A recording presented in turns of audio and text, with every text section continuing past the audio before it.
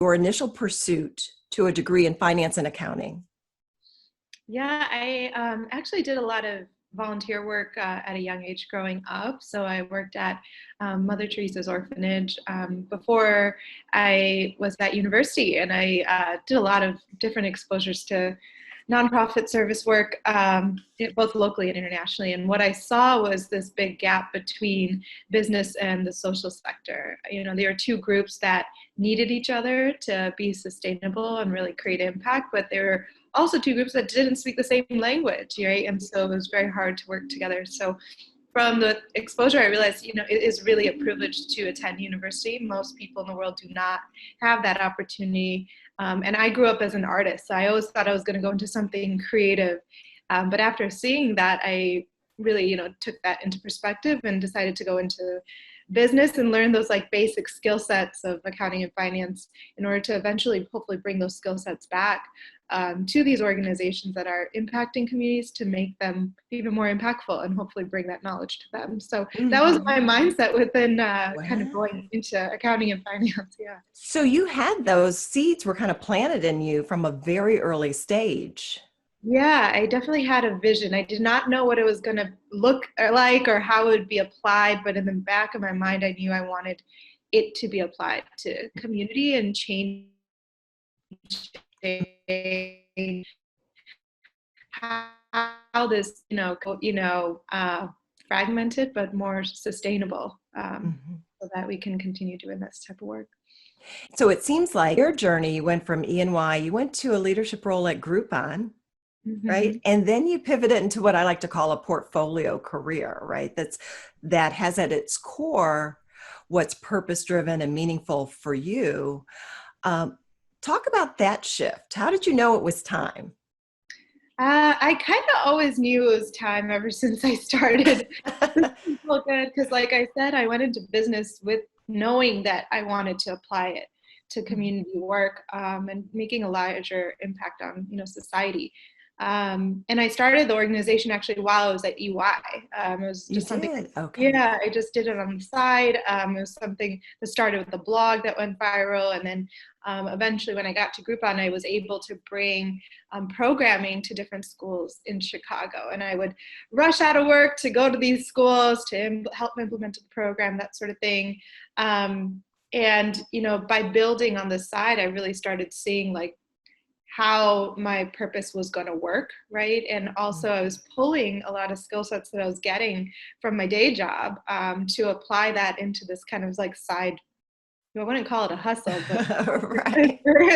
Right. um, to make that work. And as I was starting to build, the model, the vision, and all these things, I knew that, there was a time to make a transition. And everybody always asks me how did I finally decide? And honestly, like we were talking about a little earlier, it gets very comfortable to stay in a very comfy position in a Mhm. corporate space, right? You're getting paid, you have insurance, things are easy, you have a nice computer.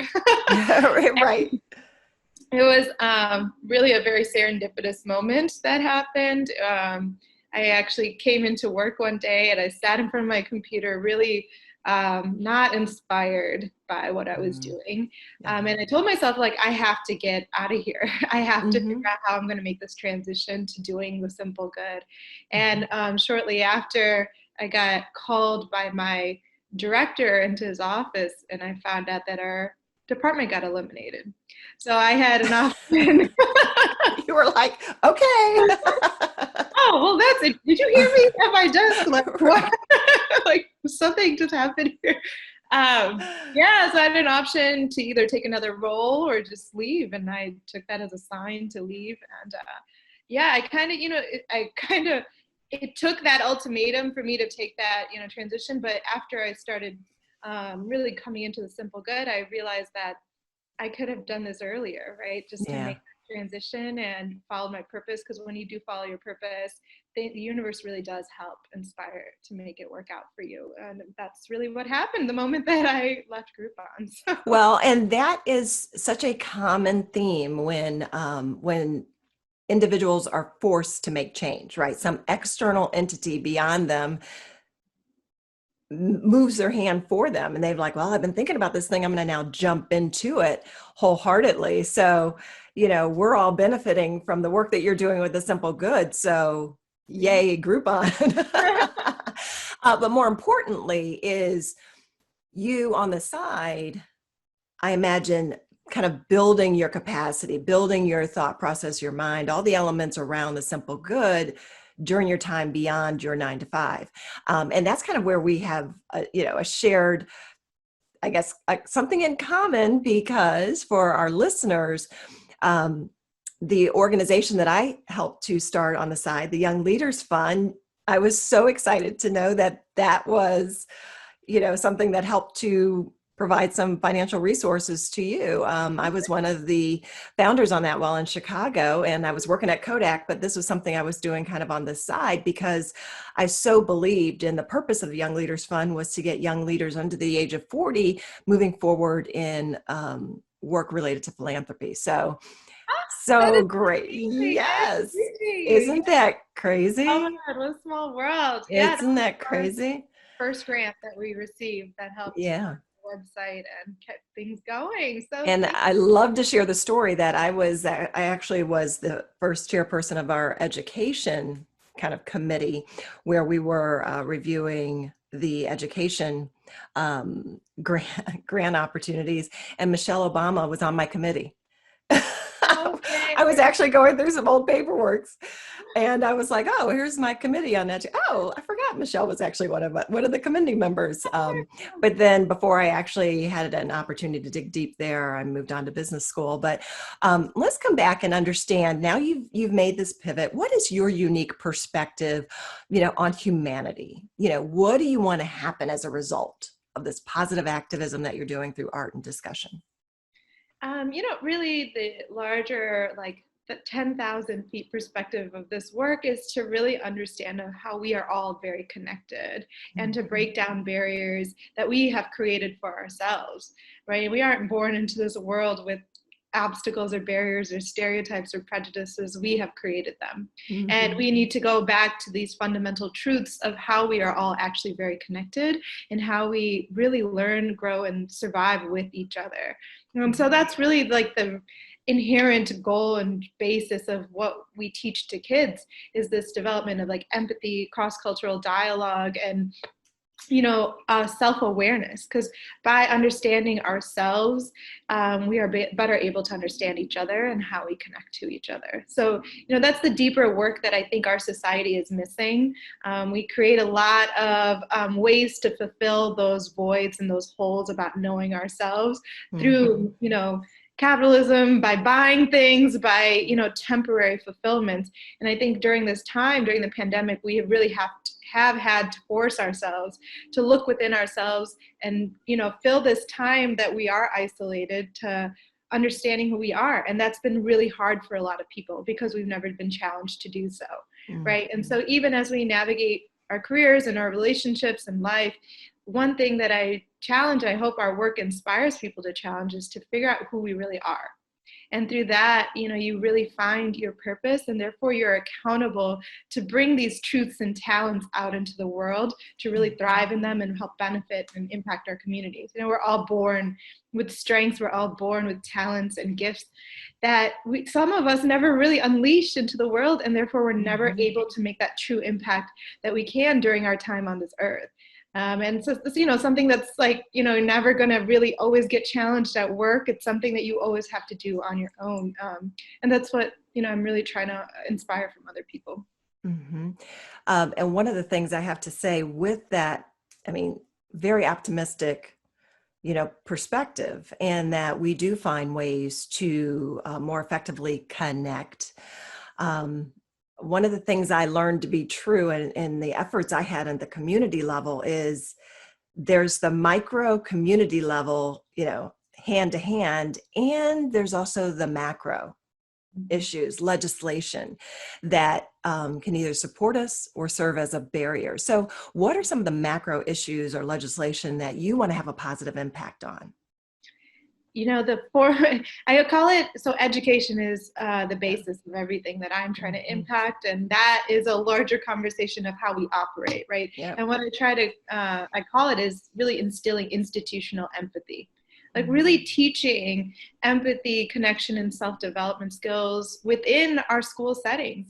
We really focus on social emotional learning, which is Mm-hmm. um, teaching self-awareness in order to improve decision making towards success. And that's something that has to be taught from a very young age into our development and our growth. Yeah, what I really hope to do is really encourage this concept that I call institutional empathy, which is really teaching and instilling empathy, values, social emotional learning, and self-awareness within our curriculum in schools, and how we even guide the culture of education. And this is both, at an elementary level, but also at higher institutions, of how are we fully developing a child and also an adult Mm-hmm. to unleash their full selves so that they can be better equipped to teach each other and create more of a holistic community of human beings, right? Like, I Mm-hmm. think that's the thing that's missing from education. How are we really developing full human beings and not just education to take a job, right? Mm-hmm. Because those jobs are going to be very temporary if we don't know ourselves. And I think that's the challenge that we have a barrier for right now. Well, and what I like about what you're just saying is that is aligned, your vision is aligned with the development of critical thinking skills, Mm-hmm. as opposed to this linear, do this, take these class, get these grades, go to college. We have this like kind of linear, which is really a falsehood, if you will, in terms of how to be satisfied professionally for the long term, as opposed to developing critical thinking skills and supporting more dynamic learning through even some kind of resistance, and people learning to defend their points of view and have, as you said, empathy, and then possibly changing their point of view. Where do we foster that? I mean, Yeah. And also knowing how to apply these skill sets outside of the workforce, right? Like, yes.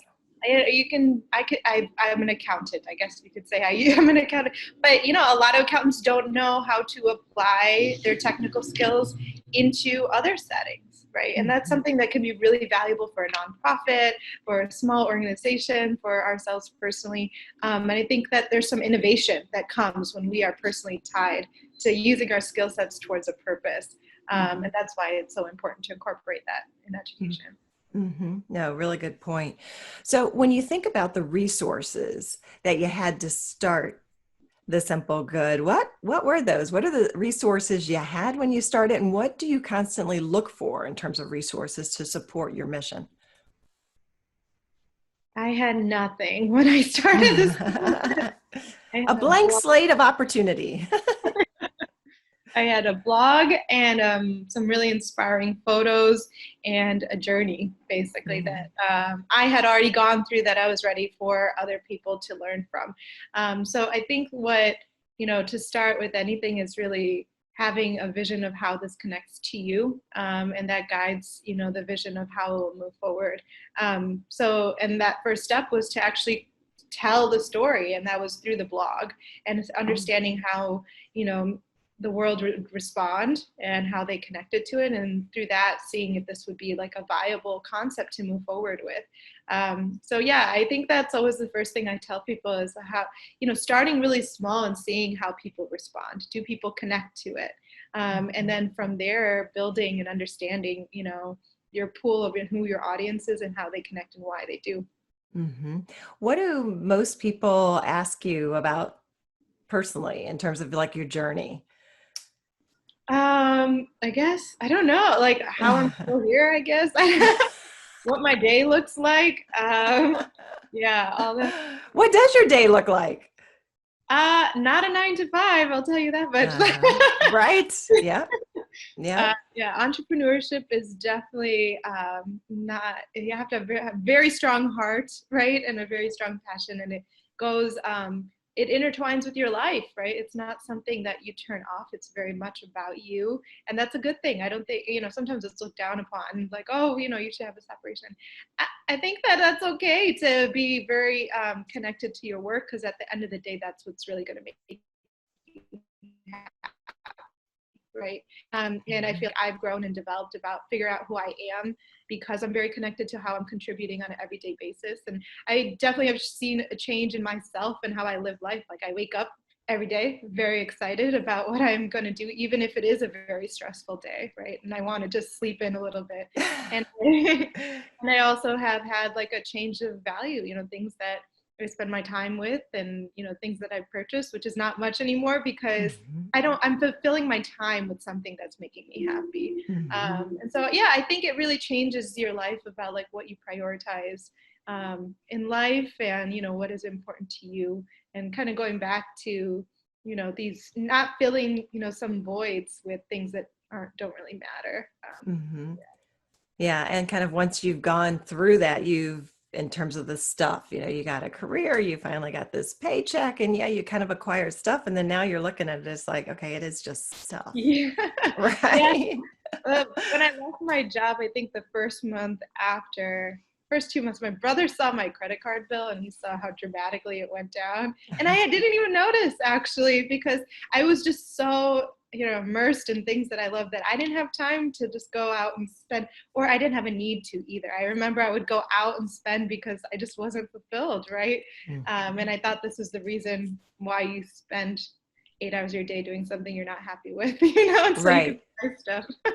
Yeah, no, and that's kind of what some people have kind of gotten into that trap. And I hear it often in terms of they're like, this is so meaningless. But now, in particular, lawyers who come to me and they've been making significant income, and they've just gotten to a point they're like, is this it? Is this all my life is about? And the joy is completely gone. However, they've created a lifestyle that kind of demands, with the car and the house and the this and the that demands you have the income. And so then that, I believe, is what's limiting then in your choices. Yeah, you get used to a certain type of lifestyle, and then you're kind of reliant on a job that Hmm. doesn't make you happy, right? So, Hmm. um, Yeah. yeah, I think like these are all like temporary things, though, right? Like it's a mindset thing, and we can slowly remove ourselves with what we think we need. And I think Yes. we do a lot of work in the underserved communities, obviously, but we also do work Mhm. in East Africa as well, and seeing that happiness exists even when you don't need have stuff, right? And this is U.S. is full of stuff. Like we are just that is what we pride happiness on, but it really exists beyond that as well, and I keep that in mind always. Well, and leaning toward really my next question, as you mentioned, in particular, referencing visiting other parts of the world and understanding one's value. What would you say, life lessons that you've acquired on your journey? Oh man, so many. um, I think what's the most beautiful part about my journey and the simple good is that you realize like when you're doing something that is your truth and your purpose, anybody in the world will connect to it. And that's been the most powerful part about what I have been able to do in bringing the simple good all over the world. We do work in East Africa, and I work with children of genocide survivors and children of formerly abducted child soldiers, and bringing up this concept of our program focused on positivity and finding the simple good and seeing individuals that have gone through so much, that we have not seen in the States necessarily within our lifetime, and still really resonate and seek after the simple good, and bringing us there has been really powerful because they really connect to it. And that's something that, comes from a truth that is within a human being, and having the courage to bring that outward. And so, having the courage to create, having the courage to be vulnerable and create something that is very close to you, really allows us to expand beyond what we might even think is possible. I never thought that I would see a letter of agreement with, the simple good and a group associated with formerly abducted child soldiers, right? But I'm so Mm. grateful that, you know, they resonate with it so much that they wanted to put their name next to ours. Mm. And I think that's been one of the takeaways that I always think about, is that even when things are getting hard, remembering what is true to you, and that will lead you. All things are possible. How do you, the point you made of having the courage to create has really resonated with me, and having courage, period, right? Mhm. How do you nurture that in the community you engage with? I think that when you're doing what we're doing is really focused on hope. And, that is what really fuels all of this. Things do get hard and people will always try to be negative or find, Mhm. a way to kind of not see the possibility of it. But at the same time, you can always find hope when you look for it, right? And so there's been Mhm. so many different examples of our students really thriving and showing, their possibility and showing indicators of moving towards a new direction that will impact not only us but the larger community. And those are all huge indicators of hope, of like, yes, things are going to get better. And Mhm. those are, moments that I really hold on to, even if it's very, very small, that Mhm. continues pushing my courage to move forward, because Mhm. we can always find reasons to stop, Mhm. honestly, right? There's always. Oh, absolutely. And that voice in our head is kind of inclined to say, oh, you can't do that because dot, dot, dot, dot, dot, dot. And And it's moving past that. yeah, and there's people around you that will tell you that too. My mom still wants me to go back to Ernst and Young because she likes the outfits. You know what I mean? And Right. but Well, and this is where, I know I work with clients who are engaging with me because they do want to make a change. And by having a coach to help you map out your plan and that journey to getting to that newly defined destination, that is actually one of the areas that we have to explore is how will you respond to your family and friends as you make this big pivot? So that we're talking about how to be prepared for that such that it doesn't squelch your dreams because you continue to hear it. It's going to come because people are like, why did you leave that good job? And being prepared for that response helps, I've noticed with clients in terms of getting through that yeah, element. definitely. I mean, I was definitely scared to tell my mom after I left my Hmm. job Oh, yeah. that I left, and it took me actually a week to let her know. And I was actually very surprised by her answer. I thought she was going to be upset, but she said, you've always been an artist and our art has followed you, and this will work out. And I think it's Yeah. because it is very true to me and very Hmm. connected to me, that even though she didn't completely understand what I was doing and, what the logistics of it meant or what the future of it held, she She knew. had to believe in you. Yeah, well, she knew that, this is something that was always a part of me and that I was going to make it work because it is, something that I truly care about. Hmm. And I think that's the piece that you lead with, is that this is a part of me. And by doing that, your family will automatically, have to care about it, Hmm. because they've already seen examples and evidence of it already functioning within you. I think it gets Hmm. harder conversation when it's like completely out of nowhere, and there's no connection to it. But yeah, I Hmm. think, there's always going to be ambiguity and distrust and, uncertainty because your family cares about you and all these stuff, which can be frustrating, by the way. But So you're actually picking up some of the points. One of the questions I really wanted to engage with you on, I've gotten pieces of the answer because it is about the challenges that you had to move beyond in order to arrive where you are today. And now I've heard things such as a kind of a values, right, reassessment, navigating the expectations of those who love us most, our parents and family and friends. Um, and also navigating the challenge of what you know to be true about this kind of disconnect in language, between the community and organization serving the community and that of business, and yes, that we need one another. Another challenge that's out there is around lack of hope or lack of courage. So those are some of the real gems I'm collecting as I listen to you. What do you identify as your strengths that support you in excelling? mm, I think that I'm very resilient, Mhm. and that's really derived by me always looking for the good and looking for hope and looking for reasons to move forward. And like we were saying earlier, it's very easy to do the opposite.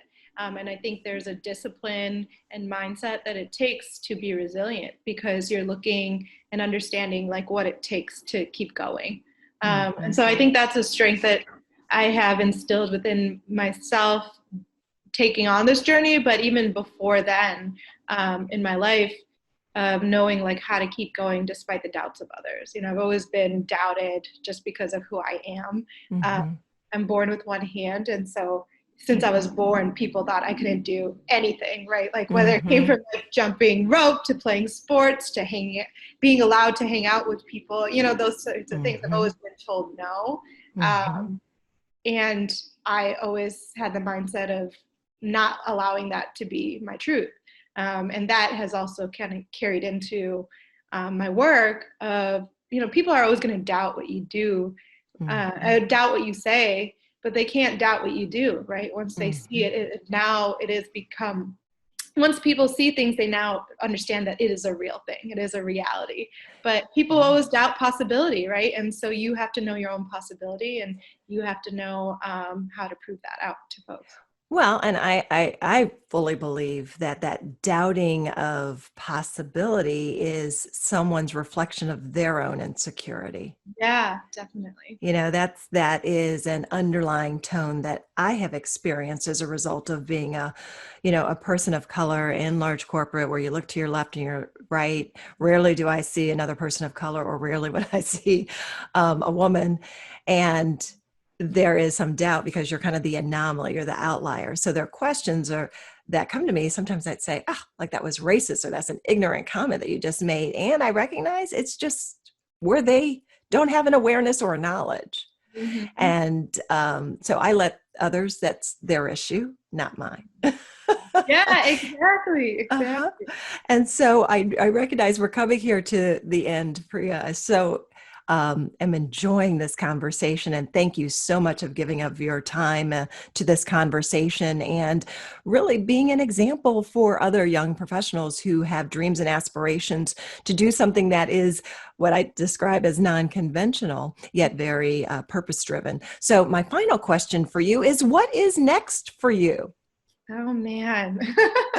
Well, a lot, you know, we're so grateful to be able to survive the pandemic. We grew as an organization and getting ready for us to continue to grow into the year ahead. You know, mental health is a very important topic, you know, and will continue to be an important topic as we see the repercussions of the pandemic. So we're really looking to expand our programming throughout Chicago, but even beyond. Actually, right before the pandemic, we were about to expand into Miami. uh, Oh. and, you know, things got paused for a little bit. So, kind of going back and hopefully being able to continue our growth into this year, into new places, and having a larger reach with our kids. We also are working on a documentary that's coming out about our journey from bringing the simple good to in Chicago to East Africa, and just kind of the challenges that it takes to do and create your own endeavor, and how that also allows and challenges you to confront your own traumas and who you are, and Mm. confront your identity when you do this work. So I'm really excited about, you know, sharing that story, even though it'll be very vulnerable for me. But you know, when you do this work of challenge or being purposeful, you're always going to have to challenge yourself and your why. So I think it'll be a really great a piece to show other young women of color also Mhm. examples of pushing yourself to do something that's true to you despite what people say, you know. Mhm. So yeah, those are a couple things, and you know, kind of just pushing through and continuing to grow our work is the hope and prayer for the year ahead. So Yeah. So the big what's next is the expansion opportunities, and I love it. Global, right? And when you're referencing East Africa, where in particular? we're in Rwanda and Uganda. Okay.